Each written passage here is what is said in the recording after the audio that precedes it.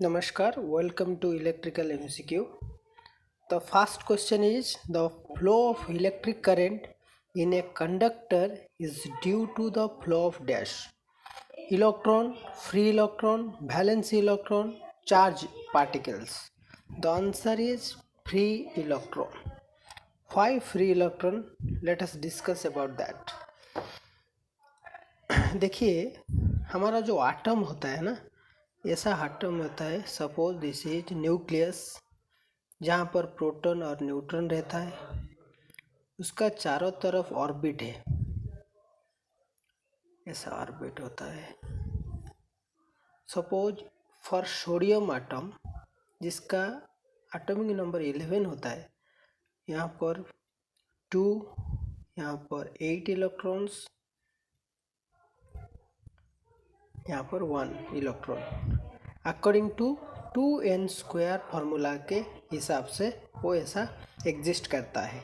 That means first orbit को हम 1 लेंगे, सेकेंड ऑर्बिट को 2 लेंगे, थर्ड ऑर्बिट को 3 लेंगे। This is 3, this is 2, this is 1। In this way they are arranged.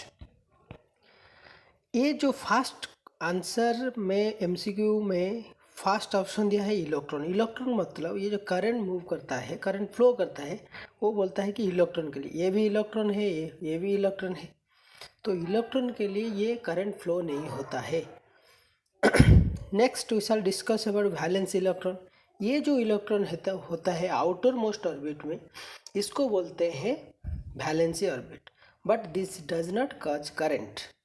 Current होने के लिए इसको फ्री होना पड़ेगा। फ्री होने का मतलब जब एक्सटर्नल फोर्स हम देंगे, एक्सटर्नल फोर्स यहाँ पर देंगे तो वो निकल जाएगा। निकल जाने से ये सोडियम जो जिसका एटॉमिक नंबर 11 था, वो क्या हो जाएगा, Na+, वो पॉजिटिव चार्ज हो जाएगा। जो इलेक्ट्रॉन निकल के नेगेटिव चार्ज में कन्वर्ट हो गया, नेगेटिव चार्ज में कन्वर्ट होने से ये पॉजिटिव है नेगेटिव चार्ज, ये इलेक्ट्रॉन फ्री हो गया।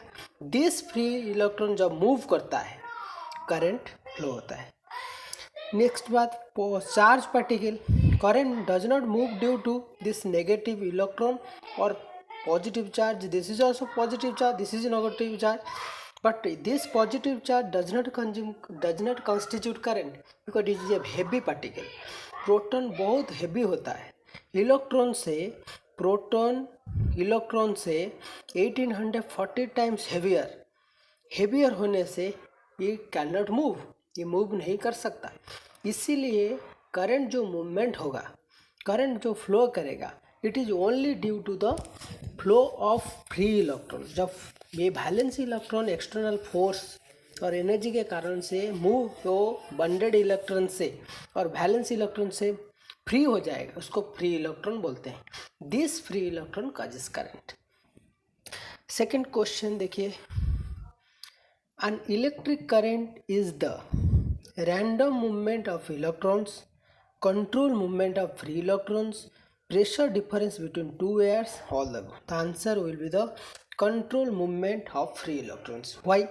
देखिए इलेक्ट्रिक करंट जो होता है कैसा होता है। देखिए electric current, suppose this is a conductor, जहाँ पर suppose this is a conductor, यहाँ पर this is a neutral body, conductor is a neutral body. यहाँ पर पॉजिटिव चार्ज है, नेगेटिव चार्ज है, पॉजिटिव चार्ज है, नेगेटिव चार्ज है, पॉजिटिव चार्ज है, नेगेटिव चार्ज, जितना पॉजिटिव उतना ही negative charge. But due to thermal temperature और रूम टेम्परेचर, इसका वेलोसिटी ज़्यादा होता है और रैंडमली मूव करता है, ऐसा ऐसा ऐसा रैंडमली मूव करता है। तो इसका कोई पर्टिकुलर डायरेक्शन नहीं होता है। जब हम इलेक्ट्रिक फील्ड कनेक्ट करते हैं, this is positive negative, positive charge negative charge के बीच में एक इलेक्ट्रिक फील्ड रहेगा। इलेक्ट्रिक फील्ड का डायरेक्शन कैसा रहेगा, पॉजिटिव से नेगेटिव डायरेक्शन की तरफ, इन दिस वे। तो इलेक्ट्रिक फील्ड अप्लाई होने के बाद यहाँ पर एक फोर्स लगता है। कैसा फोर्स का वैल्यू कितना होता है, हम जानते हैं E is equal to F/Q। तो नेगेटिव चार्ज है electron, electron is lighter, heavier नहीं है, जो हल्का है वो मूव करेगा। तो इसीलिए E is equal to F upon E हम कह सकते हैं। तो एफ कितना हुआ, देखिए F is equal to E and E, ये नेगेटिव चार्ज है इसलिए माइनस ई लिख सकते हैं। तो इसका मतलब जो फोर्स लगेगा इलेक्ट्रिक फील्ड का अपोजिट साइड लगेगा माइनस ई, तो फोर्स ऐसा लगेगा। तो इलेक्ट्रिक फील्ड के कारण से हमारा जो फोर्स लगेगा तो इलेक्ट्रॉन को मूव करेगा टुवर्ड्स पॉजिटिव। तो ये जो control due to force, this movement is called control movement. और एक इलेक्ट्रॉन जब फ्रीली मूव करेगा, फ्री होने के बाद तो मूव करेगा ना, तो फोर्स लगने के बाद वो कैसा, ऐसा एक पर्टिकुलर डायरेक्शन में मूव करेगा, क्योंकि यहाँ पर ड्रिफ्ट वेलोसिटी डेवलप हो जाता है। ड्रिफ्ट वेलोसिटी डेवलप होने के बाद ये जो इलेक्ट्रॉन रैंडमली मूव करता है, रैंडमली मूव नहीं करके वो एक पर्टिकुलर डायरेक्शन में मूव करता है, जिस कारण से करंट बनता है। इसीलिए हम बोलते हैं control movement of free electron. But ये फ्री इलेक्ट्रॉन जब टेम्परेचर के कारण से रैंडमली मूव करता है वो करंट नहीं बनता है, क्योंकि उसका नेट वेलोसिटी 0 हो जाता है। ये एक सपोज 10 इलेक्ट्रॉन ऊपर गया और 10 इलेक्ट्रॉन नीचे गया और 50 इलेक्ट्रॉन से यहाँ गया, लेफ्ट गया, तो नेट वेलोसिटी उसका, इसका वेलोसिटी कैंसिल हो जाएगा, इसका velocity cancel, net velocity 0। But जब इलेक्ट्रॉन सब एक ही पर्टिकुलर डायरेक्शन में मूव करेंगे, जिसको बोलते हैं कंट्रोल मूवमेंट, तो ये करंट कज करेगा और करंट कंस्टिट्यूट करेगा। ये किसका कारण होता है, इलेक्ट्रिक फील्ड हम देने से जो फोर्स लगता है वहाँ पर VD ड्रिफ्ट वेलोसिटी बनता है, जिसके कारण ये करंट बनता है, राइट। नेक्स्ट क्वेश्चन देखेंगे। In liquid the flow of current is due to dash, electron, positive and negative ions, this is the answer, electron, ion, none of them. देखिए हमारा जो सॉलिड बॉडी होता है, सॉलिड में जो करंट मूवमेंट होता है due to free electrons, free electron होने से वो करंट मूवमेंट होता है। बट लिक्विड में ions, both ions not electrons, electron वहाँ पर नहीं होता है। मतलब सपोज यहाँ पर सपोज अन इलेक्ट्रोलाइट हम ले गए, सपोज दिस इज H2SO4, यहाँ पर कॉपर एक इलेक्ट्रोड, यहाँ पर एक zinc another negative electrode, this is negative, this is positive. जब हम ये केमिकल बाय इलेक्ट्रोलाइट में दिस पॉजिटिव और नेगेटिव इलेक्ट्रोड को हम डालते हैं ना, क्या होता है, सपोज यहाँ पर एक रेजिस्टेंस हम लगा दिए, तो क्या होता है, ये केमिकल रिएक्शन होके ये H+SO4- हो जाएगा। सपोज यहाँ पर हम सेल लगा दिया तो क्या होगा, H+SO4-, दिस H+SO4-, तो ये पॉजिटिव जो आयन होगा इसको, ये क्या नेगेटिव इलेक्ट्रोड की तरफ जाएगा, ये नेगेटिव जो आयन होगा वो पॉजिटिव तरफ जाएगा, दिस कॉजेस करंट। तो दिस पॉजिटिव आयन और negative ion both causes current. So इसीलिए हम बोलते हैं कि इलेक्ट्रोलाइट में और लिक्विड में जो करंट फ्लो होता है बहुत पॉजिटिव एंड नेगेटिव आयंस के कारण होता है। यहाँ पर इलेक्ट्रॉन नहीं होता है, वो स्प्लिट होके पॉजिटिव नेगेटिव आयन में कन्वर्ट हो जाता है। बट सॉलिड में ओनली इलेक्ट्रॉन। बट गैस में क्या होता है, गैस इंसुलेटर होता है। जब हम हाई टेम्परेचर और हाई प्रेशर देंगे, वो जो बॉन्डेड इलेक्ट्रॉन्स था वो फ्री हो जाता है, फ्री होने के बाद वो फ्री इलेक्ट्रॉन में कन्वर्ट हो जाता है।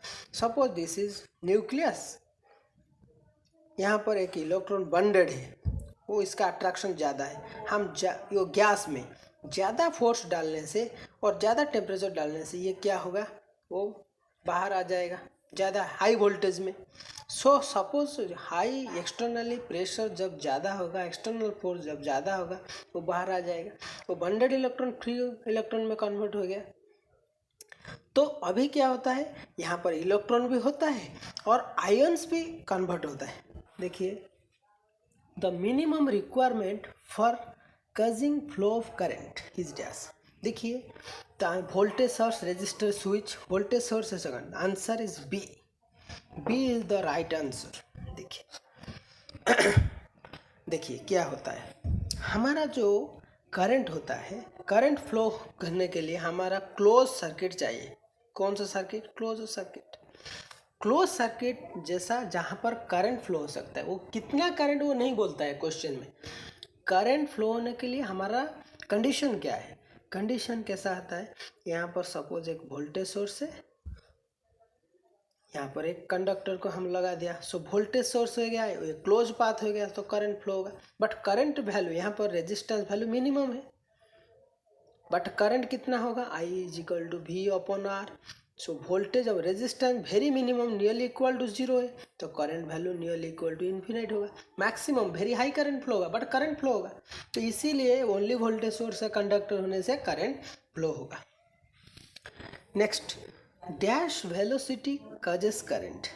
Thermal velocity, drift velocity, both thermal and Vd, and light velocity. This is the answer of Vd.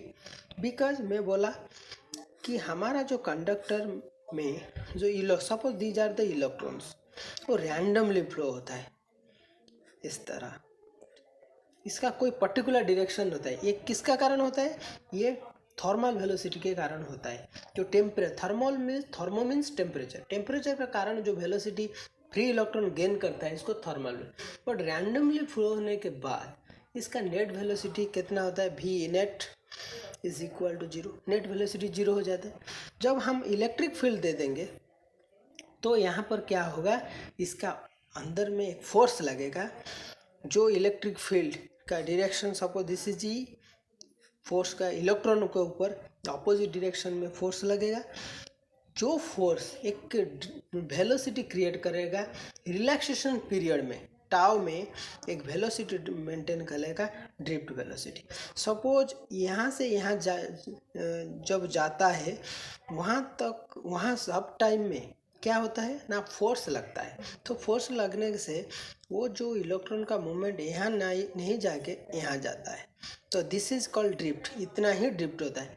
ये इलेक्ट्रॉन यहाँ जाना चाहिए, लेकिन फोर्स लगने से वो ऐसा नहीं जाके ऐसा चला जाता है, तो इतना ही ड्रिफ्ट होता है। तो ये ड्रिफ्ट देखिए एक पर्टिकुलर डायरेक्शन में मुझे जाता है। This drift velocity causes current, but this value Vd का वैल्यू वेरी मिनिमम होता है, दैट इज 10⁻⁵ मीटर पर सेकेंड।